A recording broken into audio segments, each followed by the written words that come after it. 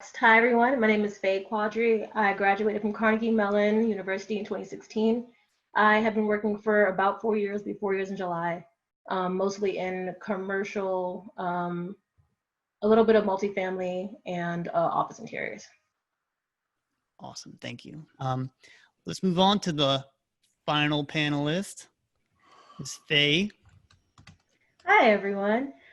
So I'm just gonna mostly talk about the resources side of my journey into architecture. So, like Jessica, I grew up in a suburban area. I'm in the Washington D.C. metro area, but my suburb was all Black. So when I was in school, everyone was an engineer from Howard University, or they were a doctor or a lawyer, or dentist, something in the medical field. And I always knew that I had this creative side of me. So I was like, I just want to see what I can do. I was good at math. I was good at art. What field could I go in that sparked my interest? And I didn't meet my first Black architect until my sophomore year of high school. And that was my drafting teacher in my magnet program at my school. And that was when I automatically fell in love with architecture. And after graduating, I was able to find resources to get into pre-college because no one really prepares you how to make your portfolio to get into school. It's just like, okay, you put together some art pieces and then you just wish on a star and then you get into a program. But the biggest thing for me was I want to go to a 5-year program. I want to get my B.Arch. I didn't want to get a Bachelor of Science, Bachelor of Art. And I knew once I got my 5-year degree, come back to DC and just start working. But there weren't many programs that were HBCUs that were B.Archs except Howard, I think. And all the other programs that were top 10 were PWIs. And it was a bit of a struggle for me being like, okay, both of my parents are Howard graduates, do I want to be a legacy, but they're not giving me any financial aid. So the school that was able to give me financial aid, and the most of it was probably the most expensive school, but I would not trade that for the world. So I went to Carnegie Mellon University.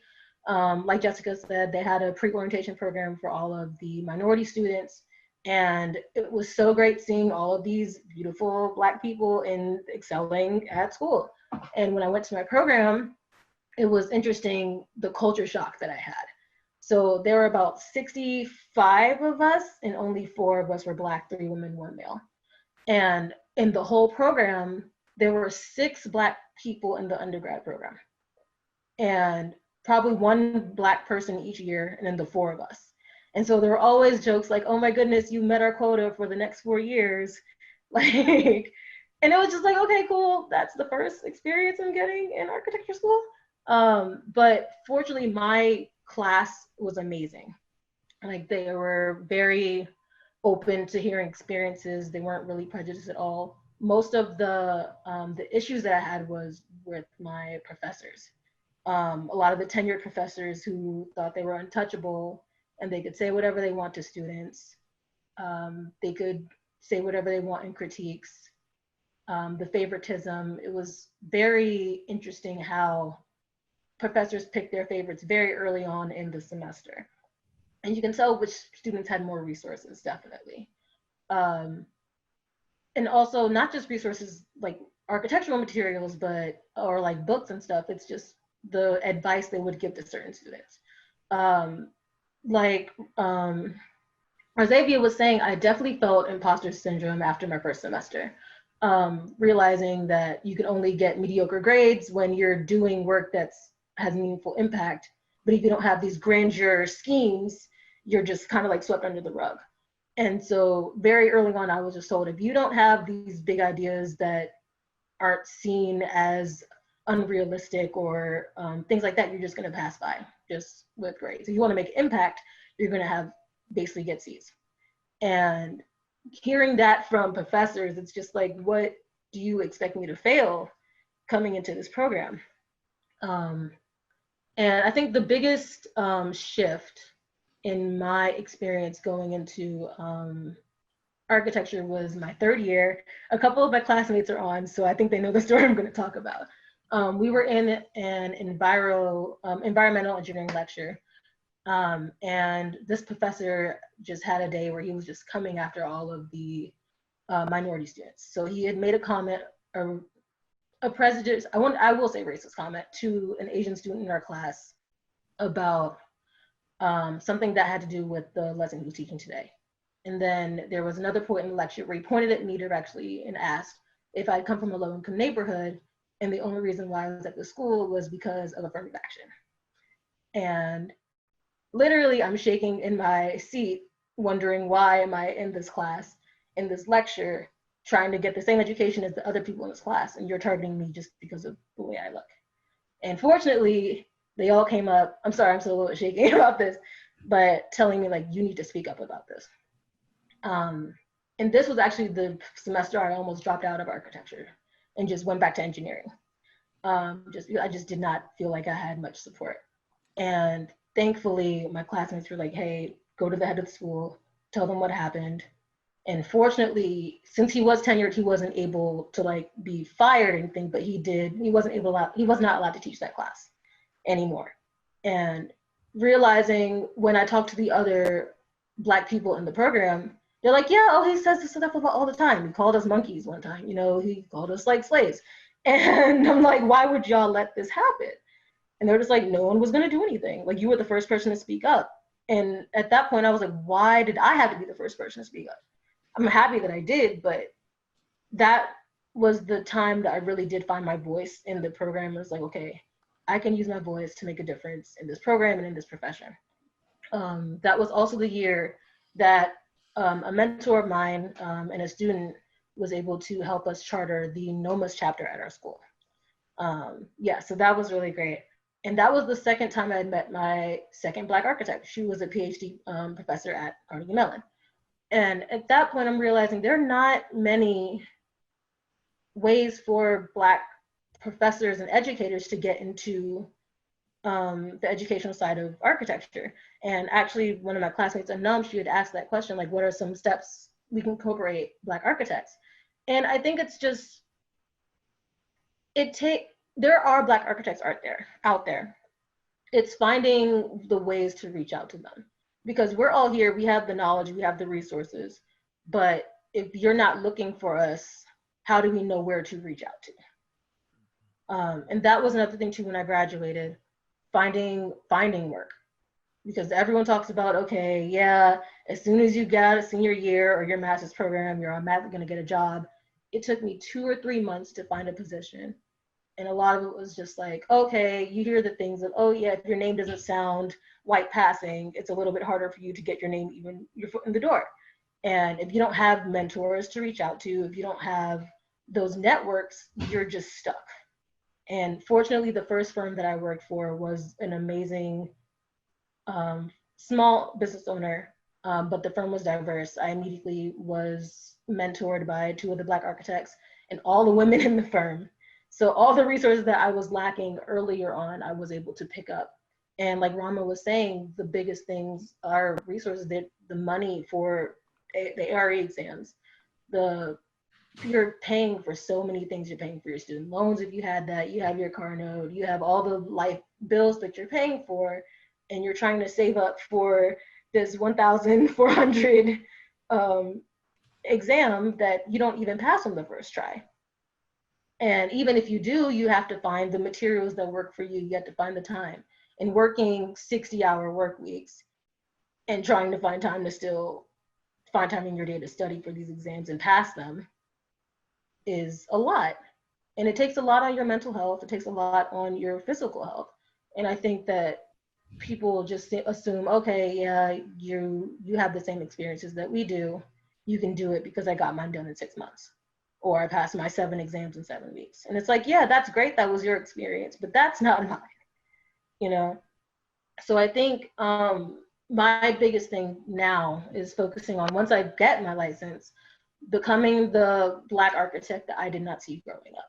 So making sure that my community has resources for younger students to see successful Black architects and successful Black engineers growing up, and having the resources, scholarships, and books, and just mentors to be able to succeed. Because although I did not have that experience, I was still able to gain valuable insight, and I want to be able to have them help younger students get a head start. So think that's pretty much my summarized experience. Thank you. Yeah, when you're ready to do that, just know that Next Architects can support you. Yeah, Okay, that's awesome. you'll always have a voice there. But that sounds incredible. You're gonna do great things. Thank you. And I will also say that there are a lot of allies that are fighting. I really want to thank. There's so many people who have been willing to listen. The biggest thing is just being willing to listen and being able to give help and being able to use your privilege to help other people get to where you are. And it's not, don't feel guilty, because that's just the cards that you were dealt. You know, just use the cards that you were dealt to help bring other people up to where you are. But there are a lot of great allies in this space. All of the classmates that I had in school, all of the people that I've been working with, I'm fortunate that the microaggressions I do get, it's the hair, but it's mostly, oh, it's because you're a woman in architecture, not because you're Black. But it's like, those things come hand in hand. I'm a Black woman, and both of those play into my daily experiences as an architect. So just being able to speak up and not being afraid to speak out against things that are going on. Yeah. Thank you so much, Feyi. Yeah. Well said. Well said. Thank you. If I could add, I was reading a lot of the comments that were flying by, and you know, I do want to say, I want to point something out. First of all, the last thing you said, Feyi, is so appropriate, is that we do need to, where and when possible, lean on our white brothers and sisters that are willing to advocate and are willing to work with us and help us out. Can we do it all by ourselves? No. Can anybody do it all by themselves? Absolutely not. It does take a village in everything that we do to get to where we want to go. I did want to say something that I saw a couple people respond to with when you were speaking, was that, you know, the who you know, not what you know, is another problem. My only simple response to that is that, getting back to what you just said, there's always going to be somebody out there willing to advocate. And I do believe that, you know, for a lot of you, you're all, I mean, everything that you're doing in this space, you're supremely talented. Your acumen and your book smarts are way above normal. So you have all of that. The thing that I really want to encourage everybody that's here is, you need to become supreme relationship builders that push through all of the BS and the systemic stuff that you're dealing with, to identify and find those advocates that are out there that can help you, both Black and white, to ultimately get to what you want, where you want to go. And yes, it is a problem systemically in the schools. And I think somebody posted the number. I think there's only 117 Black professors. You know, and so we need to do a lot more to get more Black professors in this space, especially in the architectural space. And so some of you need to figure out a time when you can do some adjunct work beyond what you're doing with your organizations. And I know I'm throwing more on your plate, but that's something else that you can esteem to look forward to doing in the future. But I want to get back to this whole thing about relationships. Relationships are everything. And I think that a lot of times it really is who you know, period, end of story. And that's why a lot of other people get the jobs that they get, but it's incumbent upon us to be able to exercise those as well, and to let folks know that we're here, we're not going anywhere, and we need help just like anybody else. And so I think you need to be able to do that. And I don't really have a parallel story to say, although I will say this. When I moved to Fayetteville, Arkansas, which is about as white as it can be, and it's a great place. Northwest Arkansas is great. We've got Walmart, J.B. Hunt, Tyson. I actually had to lean on all white people to open up doors for me in this area, because I didn't know anybody here. And it worked. Now I know a lot of Black people that I didn't know before. But how did I get to know them? Actually, through some of the white people that I met. So I think we need to be mindful about developing that relationship development muscle that I know we all have. Some of us get a little uncomfortable about trying to go out and create those because we don't want to be fake or anything like that. I'm just here to tell you, you need to exercise that muscle, because with relationships, I believe all things are possible. Without them, it's hard for you, no matter how well you did in school, to get where you want to go. And I mean, I know you guys all know that, but it bears repeating. And I got a couple of years on all of you guys. I'm telling you, I would not be where I am today if it were not for relationships, period, end of story. And if you're having a hard time developing those, I actually have some tips and some ideas that I'm going to share with you guys off camera that I think will be really beneficial, just to go out there and be intentional about how you continue to build your, and I'm going to date myself now, your Rolodex. So take that for what it's worth, because I think it will benefit you. Randy, I definitely agree. One thing I would encourage people to do is check out that Equity by Design study done by the AIA San Francisco. It actually shows the numbers that in terms of promotion material for executive leadership, what they look at most is 1, project outcomes, and 2, client relationships. So what you're talking about is very important, because a lot of people don't really know what they have to do to take the next step forward, but those relationships are actually what can sort of make or break you. And a lot of people coming out of architecture school think, oh, my portfolio will speak for itself. Oh, my thesis will sort of speak for itself. It'll speak for me. I don't have to speak to these people. I can just hit the one-click apply on LinkedIn with 1,000 other people, and the portfolio will just work its magic. But that's not how it actually works in the real world when it comes to jobs. I know for the company I'm currently working at, referrals are a huge portion of where we get our new employees. And a lot of people like to think that architecture is a meritocracy. Of course, to a certain extent, you know, getting your degree and being a great architect are very important, but who you know is extremely, extremely critical. And it can be the difference between you getting that job or not. Yeah, it's everything. And then once you get the job, when you go out and develop relationships with the clients, like I always tell people in our trainings, friends don't fire friends. So when you go out and you can go out and create a transactional relationship with a client, well, they'll take, and there's an architect on every corner. But when you develop a true relationship with a client and you're friends with them, then it's hard for them to separate themselves from what you do and what you represent to them with the scope of work that you're able to help them out with. So I think that's huge.